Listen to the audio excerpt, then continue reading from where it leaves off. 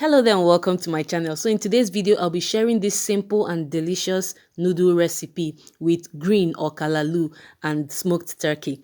Enjoy! Nothing feels more rewarding than growing your own food.